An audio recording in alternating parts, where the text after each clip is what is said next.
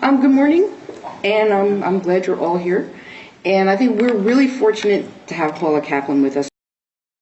Her book, They Say You're Crazy, An Insider Story to the DSM, is about the atrocities that went into making the last version of the DSM.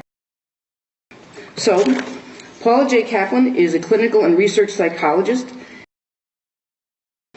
You may be familiar with her book, They Say You're Crazy, An Insider Story of the DSM. I worked in the mental health field since 1969 and have been immersed in the world of psychiatric diagnosis since about 1985. The first fundamental point I want to make is that all kinds of harm that happen in the mental health system start with psychiatric diagnosis. Everything else comes from that. Because if they don't diagnose you, they can't treat you. They can't treat you well, and they can't treat you badly. So psychiatric diagnosis is what I call the first cause of all the unnecessary suffering that you and or your clients experience. I taught the Diagnostic and Statistical Manual as an advocate in the 1980s. I believed the American Psychiatric Association, the publishers' advertising, which was that it was a scientific document. And I loved that. And they had decision trees. And I thought, oh, logic and science, this is great. And it's all about helping people. And then in 1985, I attended a meeting of the people who were working on the DSM-3R. And I was stunned to find out what really happens. Well, then Alan Francis was chosen. I'm not sure how they get chosen, but he became head of DSM-4. That began in 1988. And I called him.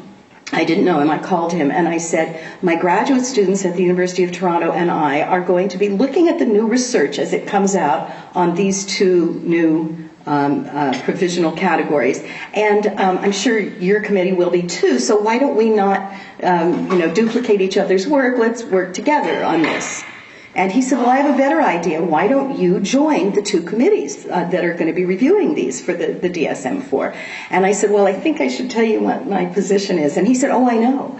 But, now listen very carefully, these were his words. He said, this time the decisions are going to be based on the science. And this time we're going to have open and honest debate. So I said, well, okay, that sounds great. So I'll be on those committees. But I think I should say, if I'm not comfortable with what happens, I'll resign and I will feel free to speak publicly about what I learn. And he said, I'm sure you will. So this is all documented. This is They Say You're Crazy. You can get it so cheaply on Amazon now, like for 50 cents or something. Here's what I learned.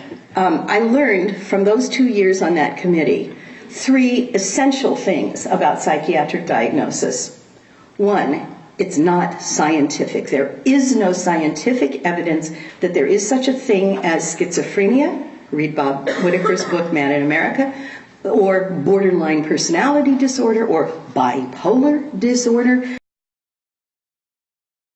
So first of all, I learned on the inside that psych diagnosis is not scientific. I learned that getting a label doesn't increase your chances of reducing your suffering.